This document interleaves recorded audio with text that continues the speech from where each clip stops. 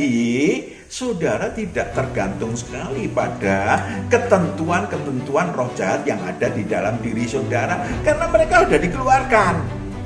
Roh-roh jahat itu sudah dikeluarkan dari diri saudara, sehingga saudara bisa menyusun nasib.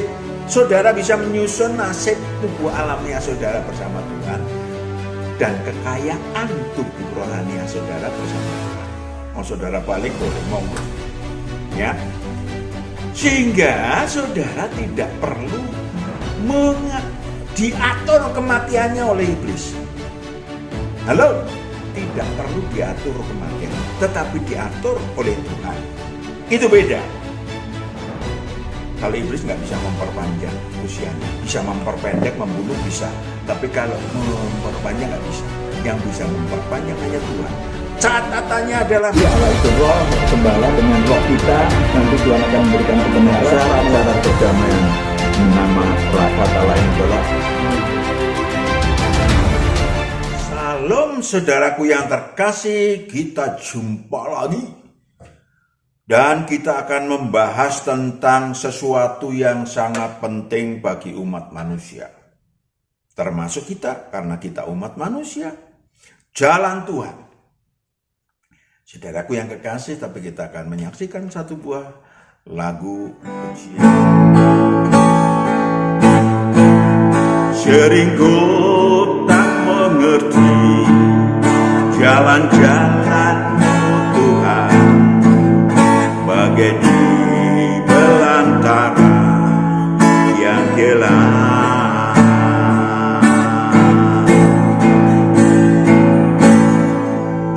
Tanpa seribu tanya, namun tetap percaya, jejak-Mu Tuhan sungguh sempurna.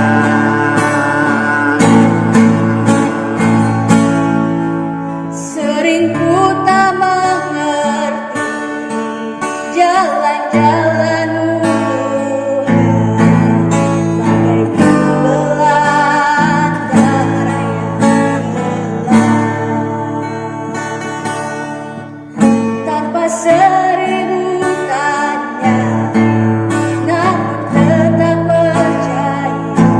namun tetap percaya, jejak-Mu Tuhan sungguh sempurna.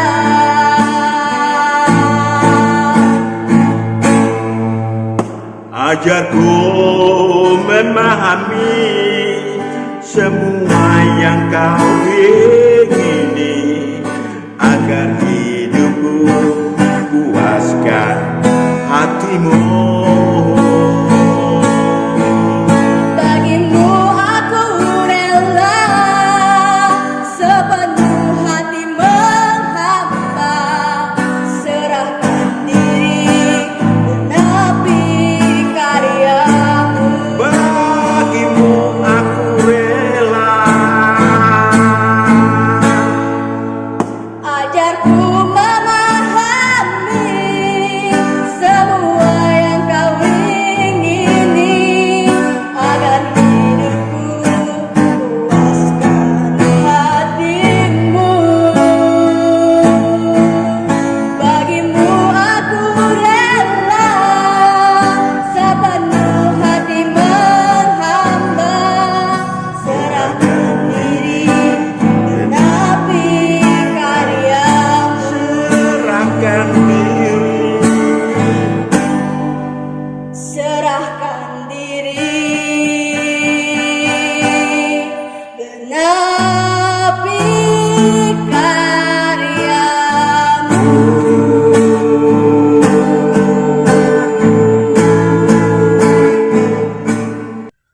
Jalan Tuhan bagi manusia yang dewasa rohani.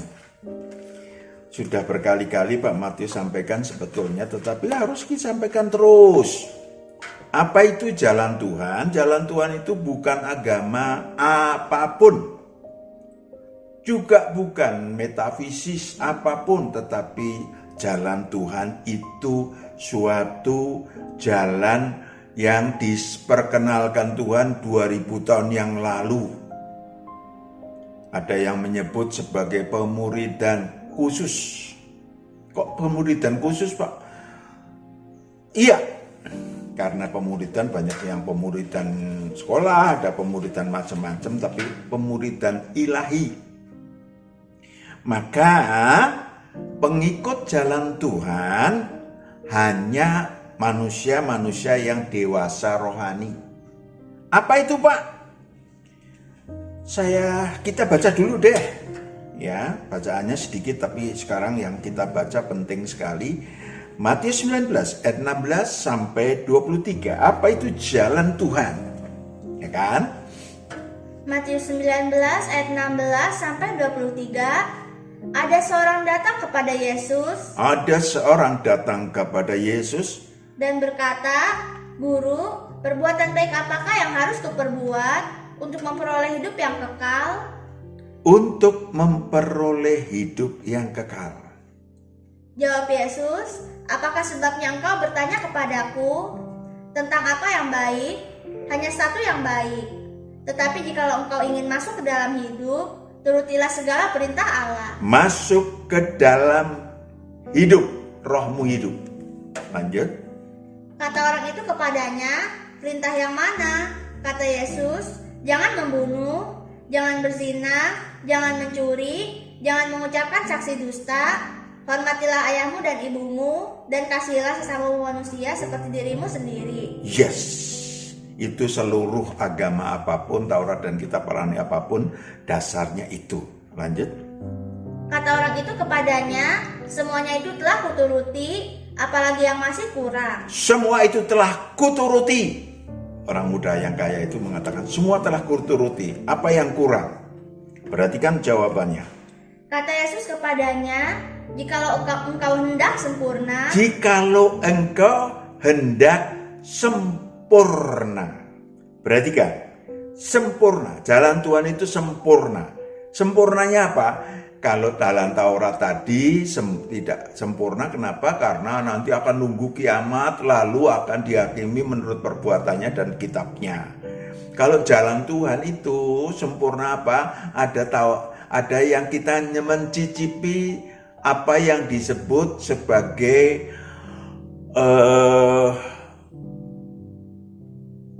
apa ya?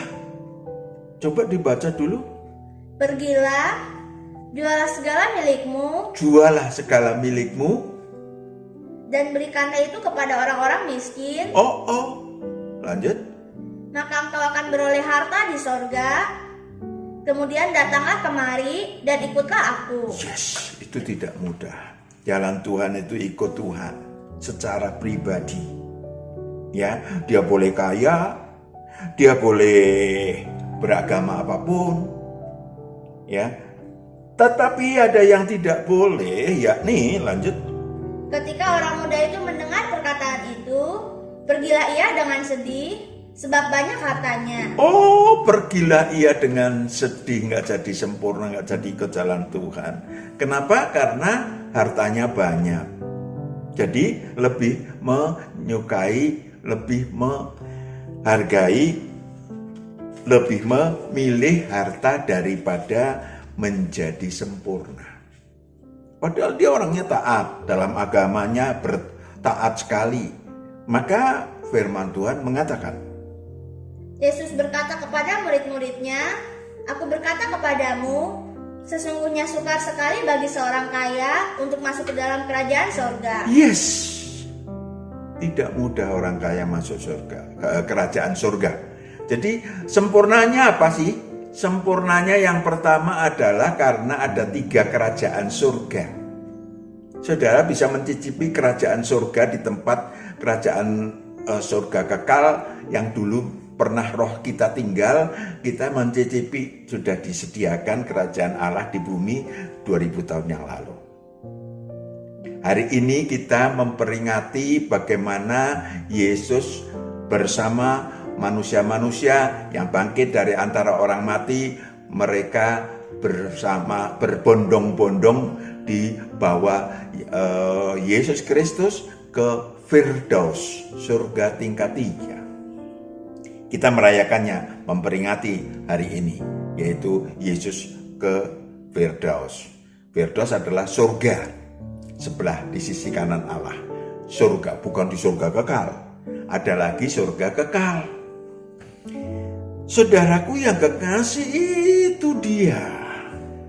Dimana kalau kita ikut di dalam jalan Tuhan, kita bisa memasuki apa yang disebut sebagai kerajaan Allah di bumi, di mana roh kita bisa hidup, bisa berproduktif ilahi, baru bisa berprestasi ilahi.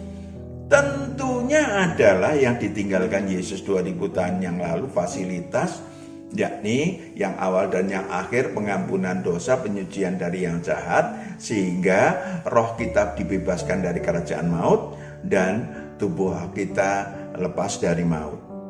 Saudaraku yang kekasih, luar biasa. Luar biasa. Maka itu namanya sempurna. Silakan saudaraku, Pak Matius tidak menyampaikan, walaupun Pak Matius beragama Kristen, tetapi tugas Pak Matius dari Tuhan adalah menyampaikan berita Injil, menyampaikan jalan Tuhan. Jadi yang ikut di dalam mereka-mereka yang sudah dewasa rohani bisa dari agama apapun, ya, dari agama apapun, ya. Maka saudaraku yang kekasih, silakan monggo beragama apapun. Saya ingin sampaikan, siapa sih Pak yang manusia yang dewasa rohani? Oh yuk kita lihat yuk, siapa yang dewasa rohani? Yakni manusia-manusia yang mengunyah makanan-makanan keras. Ya, siap menghadapi, siap memenangkan aneka kesusahan besar maupun kecil bersama Tuhan. Ya, kalau dalam Taurat ya kita menunggu-nunggu, berdoa, tapi nggak tahu apa yang dituntunkan Tuhan secara pribadi, nggak tahu.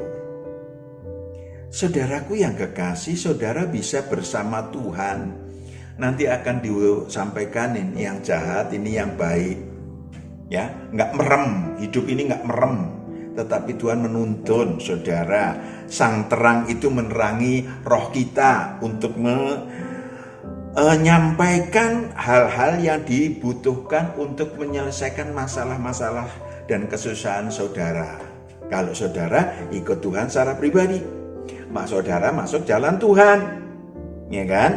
Berbagai masalah pencobaan akan dihadapi oleh setiap manusia.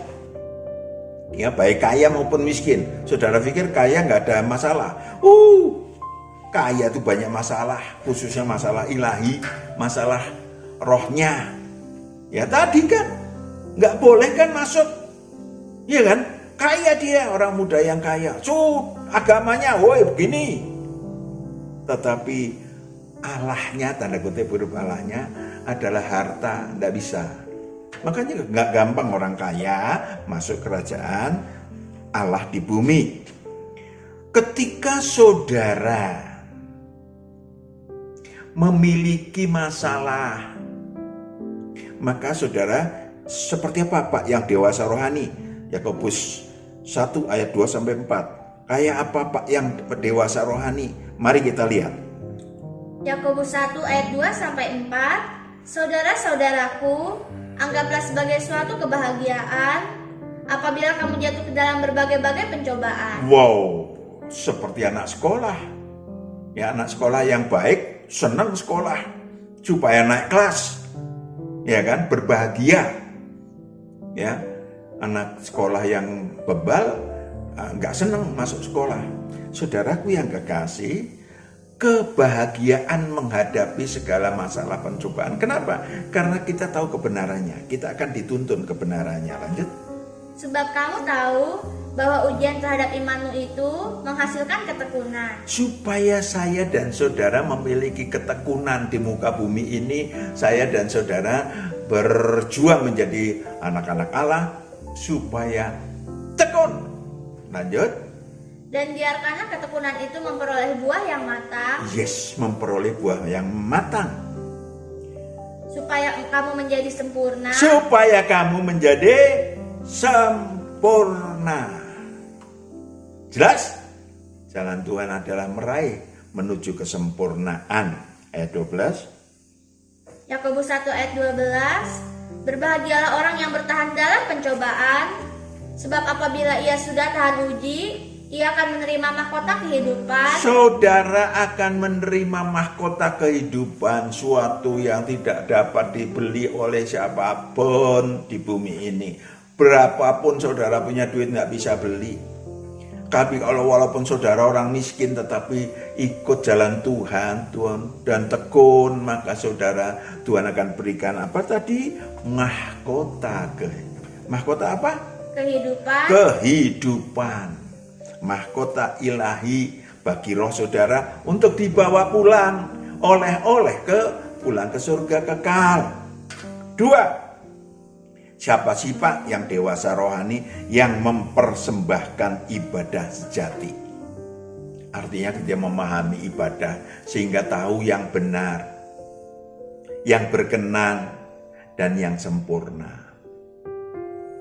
Halo, saudara supaya tahu, karena sudah dewasa, tahu mana yang benar, mana yang berkenan, mana yang sempurna.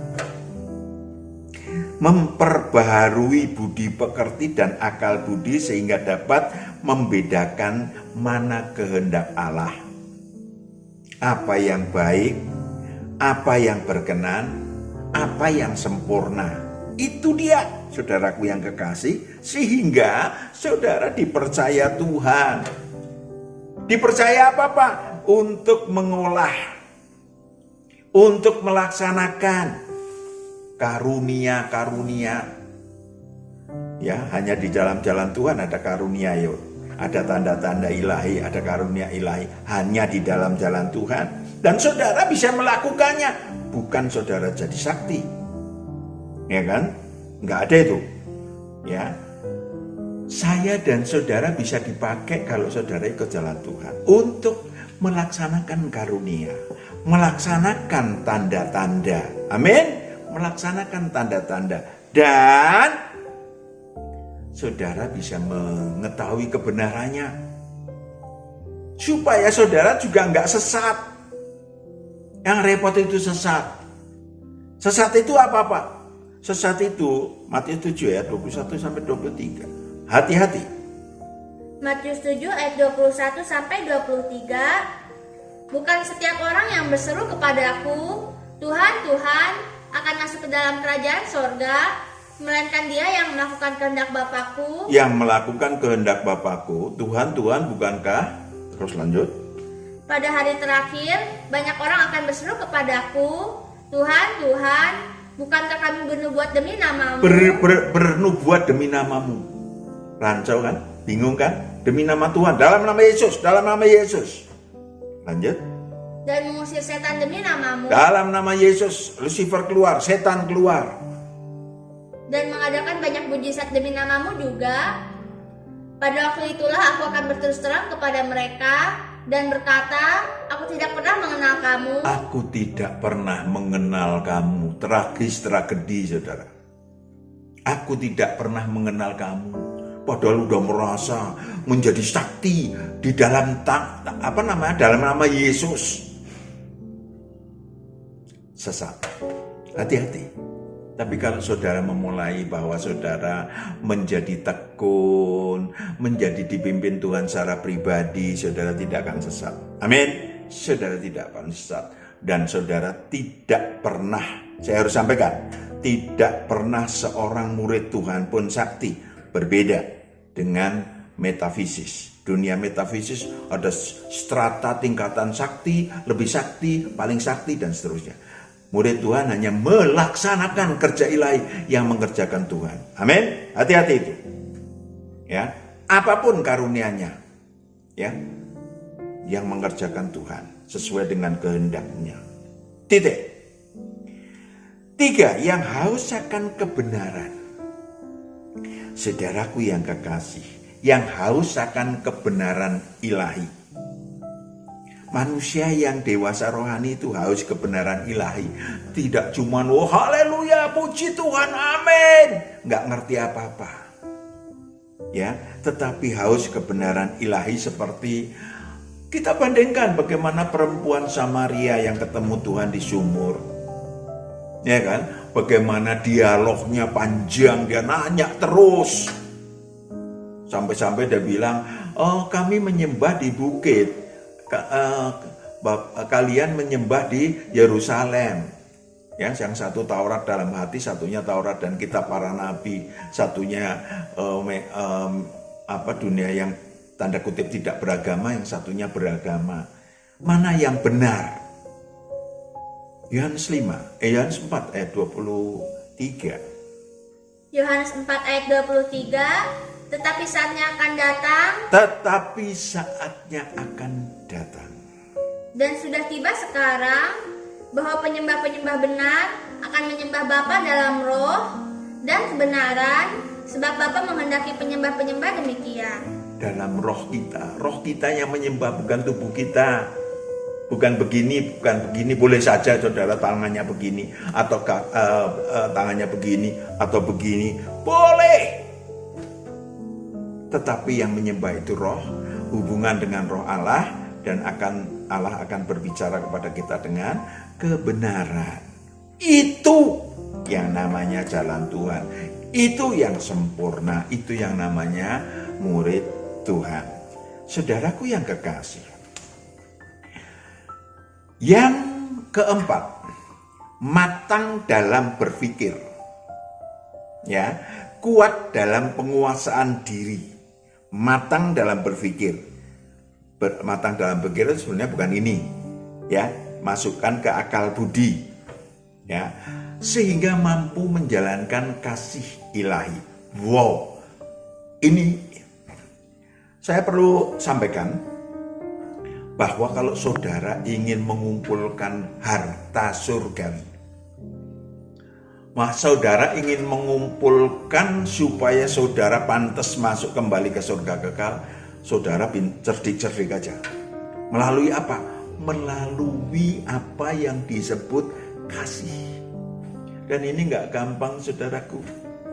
Gak gampang. Sebel gak kalau kita memberikan pada orang lalu dibuang? Yang udah beras kita bawain berat-berat 5 kilo, 1 karung sampai di tempatnya. Apa ini? Berasnya kayak gini, padahal saudara beras Cianjur yang udah paling enak, saudara ini harus dibuang. Bagaimana? Murid Tuhan adalah ketika saudara, tujuan saya adalah menyenangkan bos dan menyenangkan umat manusia, selesai. Reaksinya kayak apa? Sampai-sampai dikatakan keluar nuwun. Kalau orang Jawa, Assalamualaikum warahmatullahi wabarakatuh, kata teman kita. Lalu salamnya nggak disaut, upahnya kembali. Amin, upahnya kembali. Jadi yang dibutuhkan adalah saudara mendapatkan upah. Bayangkan aja, Lukas 6 ayat 35. Lukas 6 ayat 35, tetapi kamu kasihilah musuhmu dan berbuatlah baik kepada mereka, dan pinjamkan dengan tidak mengharapkan balasan, maka upahmu akan besar, dan kamu akan menjadi anak-anak Allah yang Maha Tinggi. Iya, ulangi lagi, coba bayangkan supaya saudara paham.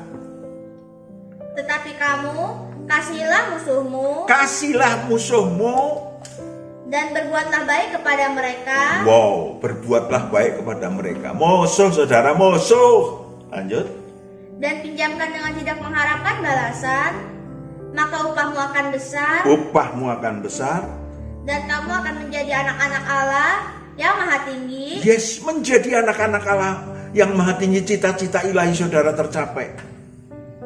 Sebab ia baik terhadap orang-orang yang tidak tahu berterima kasih dan terhadap orang-orang jahat. Iya, kadang-kadang jiwa kita, emosi kita mengharapkan, bisa terima kasih. Makin banyak kata terima kasihnya, makin senang kita. Boleh, gak dilarang berterima kasih, gak dilarang menerima terima kasih. Tetapi ketika saudara bentuknya memberikan karena kasih, maka reaksi dan aksi dari mereka yang diberi monggo saja. Mau baik, mau setengah baik, mau kurang baik, bukan urusan kita. Amin. Bukan urusan kita, urusan Tuhan. Kita melakukan tugas ilahi kita yang ditugaskan oleh Tuhan, supaya saya dan saudara menjadi anak-anak Allah yang Maha Tinggi. Amin. Catat itu. Yang kelima, sadar jati diri. Terkait dengan itu, bahwa kita memang turun dari surga untuk berjuang menjadi anak-anak Allah yang Maha Tinggi, untuk kembali ke surga kekal sebagai anak-anak Allah. Kita tadinya kenalan ciptaan menjadi anak Allah. Amin. Maka kita memang harus sadar, ya, sadar, supaya bedalah kita. Kalau binatang itu tidak punya roh, maka hidup untuk makan. Kalau saudara dan saya makan itu hanya untuk hidup tubuh alamiahnya, tetapi ada sesuatu yang harus diisi, yaitu roh saudara, roh saya. Maka saya dan saudara harus memulai untuk apa? Memperjuangkan roh kita setiap hari. Maka ikut Kristus tidak mudah. Lukas 9 ayat 23. Lukas 9 ayat 23. Katanya kepada mereka semua, setiap orang yang mau mengikut aku, ia harus menyangkal dirinya. Setiap orang yang mau mengikut aku, ikut jalan Tuhan, menyangkal dirinya, memikul salibnya setiap hari. Memikul salibnya setiap hari, membuang absintus, membuang karakter buruk, membuang kenajisan. Terus, dan mengikut aku. Mengikut aku yaitu menyangkal diri, memikul salib, mengangkat tubuh, mengangkat roh, tubuh dan jiwa. Setiap hari. Ya, bedanya tadi kalau yang Taurat dan kitab para nabi adalah ada yang seminggu sekali, ada yang setiap hari, ada yang ini. Tetapi untuk yang tadi dikatakan sempurna, ya, mengangkat roh, tubuh dan jiwa. Rohnya supaya hidup, tubuh dan jiwanya mengikut untuk untuk melakukan kerja ilahi bagi roh saudara. Itu namanya memperjuangkan cita-cita ilahi. Yang keenam tentu saja menjaga supaya saya dan saudara tetap hidup. Udah mati habis itu. Lupa. Kalau sudah ini kan ada yang namanya ditentukan oleh Tuhan umurnya sekian monggo. Kalau Anda mempercayai demikian, tetapi kalau di dalam jalan Tuhan, saudara koreksi. Kalau saudara memang harus mati muda, bagaimana? Kenapa mati muda? Mati muda ternyata adalah karena dosa dan kejahatan. Karena roh-roh jahat yang tinggal dalam diri kita merencanakan kematian. Tetapi kalau saudara udah ikut jalan Tuhan, dosanya diampuni, kejahatannya disucikan oleh yang awal dan yang akhir dan yang hidup. Jadi saudara tidak tergantung sekali pada ketentuan-ketentuan roh jahat yang ada di dalam diri saudara, karena mereka sudah dikeluarkan. Roh-roh jahat itu sudah dikeluarkan dari diri saudara, sehingga saudara bisa menyusun nasib. Saudara bisa menyusun nasib tubuh alamiah saudara bersama Tuhan, dan kekayaan tubuh rohania saudara bersama Tuhan. Mau saudara balik boleh, monggo. Ya, sehingga saudara tidak perlu diatur kematiannya oleh iblis. Halo? Tidak perlu diatur kematiannya, tetapi diatur oleh Tuhan. Itu beda. Kalau iblis nggak bisa memperpanjang usianya, bisa memperpendek, membunuh bisa, tapi kalau memperpanjang nggak bisa. Yang bisa memperpanjang hanya Tuhan. Catatannya adalah Matius 12, 43, 45. Matius 12 ayat 43 sampai 45. Apabila roh jahat keluar dari manusia, ia pun mengembara ke tempat-tempat yang tandus, mencari perhentian, tetapi ia tidak mendapatnya. Lalu ia berkata, aku akan kembali ke rumah yang telah kutinggalkan itu. Maka pergilah ia dan mendapati rumah itu kosong, bersih tersapu, dan rapi teratur. Lalu ia keluar dan mengajak tujuh roh lain yang lebih jahat daripadanya, dan mereka masuk dan berdiam di situ. Yes. Akhirnya keadaan orang itu lebih buruk daripada keadaannya semula. Itu kembali kepada nasib buruk yang lama. Kalau saudara, maka usahakan setiap hari saudara untuk menaikkan roh, tubuh, dan jiwa. Memikul istilahnya. Kemudian saudara belajar menjadi, saudara pakai istilah apa? Menjadi domba. Menjadi domba itu mengasihi Allah dan mengasihi sesama manusia. Totalitas. Ya, saudara mau menjadi domba. Satu, yang kedua menjadi manusia yang tahu diri. Perhatikan baik-baik. Kalau roh saudara itu dipenjara di dalam kerajaan maut, dan iblis atau roh-roh jahat yang tinggal dalam diri saudara kayak orang gila ada rasa 2000, lalu dikeluarkan, di mana saudara harusnya mati. Ya, saya tahun 96 harusnya mati. Maka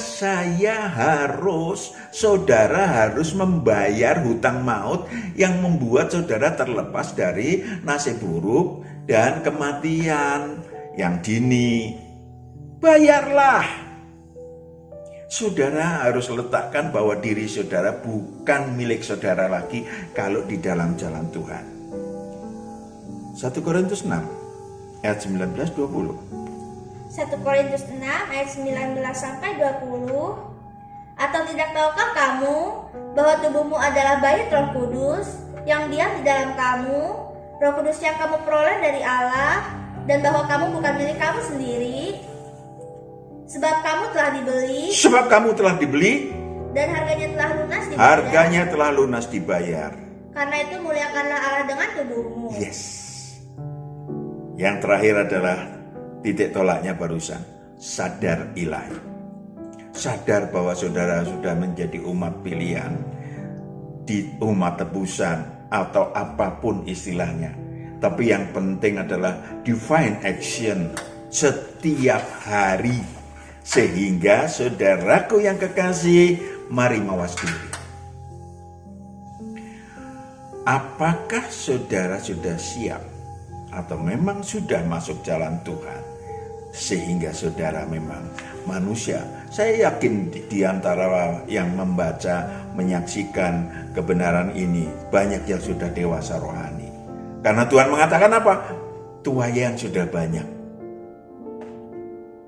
Saudara adalah bagian dari tuayan itu. Amin. Kita berdoa. Bapa di surga, anak-anakmu yang sudah menyaksikan kebenaran ini, mari engkau meteraikan dan engkau tarik anak-anakmu dalam pelukanmu sehingga menjadi manusia-manusia yang masuk ke dalam jalan Tuhan, yang ikut engkau. Terima kasih Bapa, engkau yang memelihara mereka bersama kami. Dalam nama Yesus Kristus kami telah berdoa dan mengucap syukur. Haleluya. Amin. Tuhan berkati. Salam.